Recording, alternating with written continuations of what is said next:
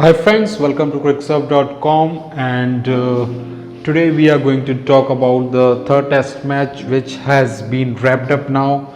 So England have finally won the series. The last test match, the third test match ended in a draw. England must have won it but hadn't been the rain that has spoiled the game for them. So the first test match was won by the England, second match was the rain affected, and the third test match is also spoiled by the rain, which has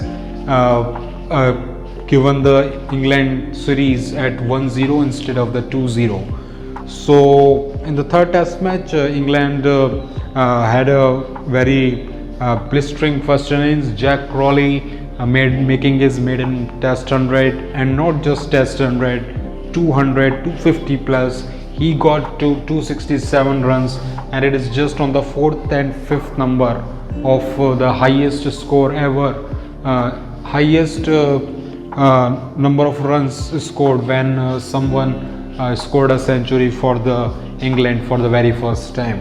So I've already heaping praises for the Jack Crawley because the kind of batsman he's looking, he has got everything, each and everything right about him, and he is the next big thing in the cricket. Some people are saying he has got not the perfect height because players like Sachin Tendulkar, Ricky Ponting, Sanat Jasuria, and in the cricket it's like a kind of benefit to the batsman if they are not that much tall, because you can hit the ball on the eye line. Virat Kohli you can see, but Jack Crawley has a technique, and he is going to succeed even if he has those extra inches in his height.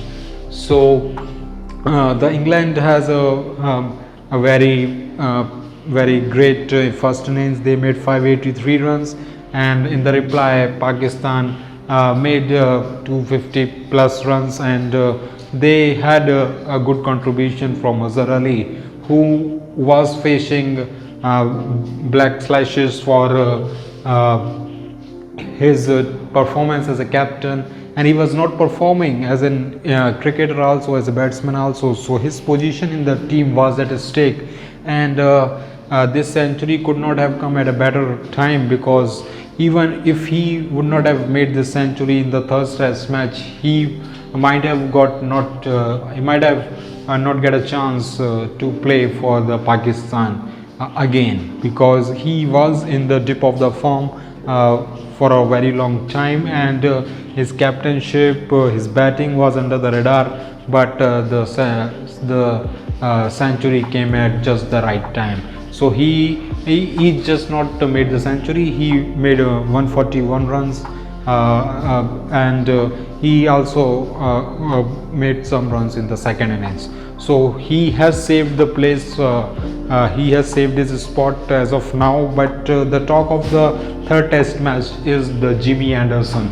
So James Anderson finally, it was a kind of a seesaw battle, the rain coming in, rain coming out, rain coming, then batsmen coming to play, but amidst of all this he managed to get to the milestone of the magical figure of the 600 wickets.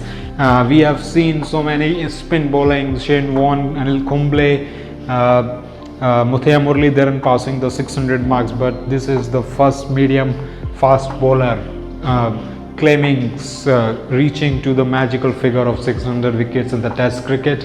And it's very difficult for a fast bowler to maintain that health, that fitness, that longevity that can extend his career to those numbers of years that give him a chance to get to the 600 wickets. But that was such was the fitness level of the Jimmy Anderson, such was his enthusiasm for the game, such was his skills for the game, that he is looking like a 22-year-old still now, and is looking like very ready to take even 700 wickets.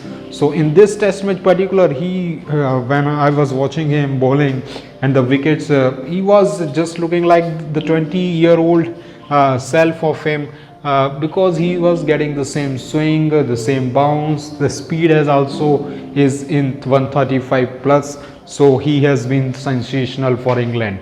A lot of praises from the cricket fraternity, cricket fans, cricket pundits, all the cricket lovers from around the world, because this is not an achievement that happens every other day, because a fast bowler claiming getting to 600 wickets is nothing sort of a miracle. So that was the memorable test match for James Anderson. In the cricket, it slightly is the case that the batsman gets more credit if they score like 440 hundreds, 50 hundreds. The thing is like that because the seeing cover drive is like more enjoyable.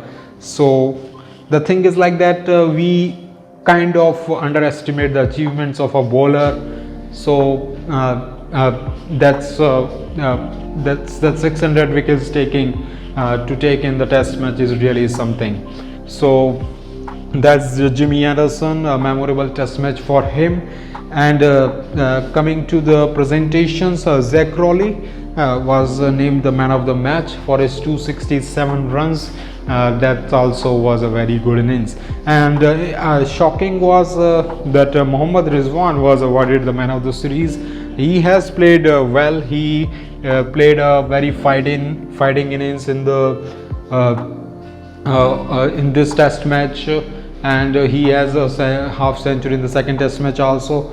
So he was like the consistent player all through the series. There have been contributions from the players, but they didn't made the runs in all the three test matches. Shan Mashood, he started with a century but did not have a good series after that. And Zach Crawley at this test match, he made a half century in the second test match, so he was also the contender for the man of the series. He was a really good contender because he had a half century in the second test match also. But Mohammad Rizwan fighted with the tail enders of his team, so his innings was of a very much importance to the Pakistan team, hence he rightly deserved the man of the series. So Mohammad Rizwan is also the player who has level up his skills ever since he has made the comeback. So he was not the very good player when he first debuted and when he first played some matches, but after that ever since he has come back into the side and is playing in place of the Pakistan captain Sarfraz Ahmed, he's looking like a very different player. His fitness is very top notch, and he is a very good prospect for the Pakistan cricket team. As a wicket keeper, I think they can invest him in, and it's a very really looking a good sweet spot for the Pakistan if we talk about the wicket keeper column. So that's for now. Stuart Broad also had a good series. Jimmy Anderson, memorable series. Shan Mashood started the tour with a very good 100. There have been contributions from Babar Azam too, couple of 50s, but not anything bigger than that can classify his level of as a great batsman. He is a good batsman, but he has to cross that threshold to be able to be counted in the Fab 4 or the new Fab 5. So that's what has been the story in the three test matches. Good test matches for Shan Mashood, Babar Azam also, Stuart Broad, Jimmy Anderson, Jack Crawley are some other names. So that's what England has been giving the cricket fans, and a lot of cricket England have played, and a lot of cricket England has given to the cricket fans, and thanks to them, thanks to the England Cricket Board. And the IPL is coming, and we will be focusing on that. And yeah, that's it for now. We'll say goodbye now. Stay healthy, stay safe, and yeah, keep watching cricket.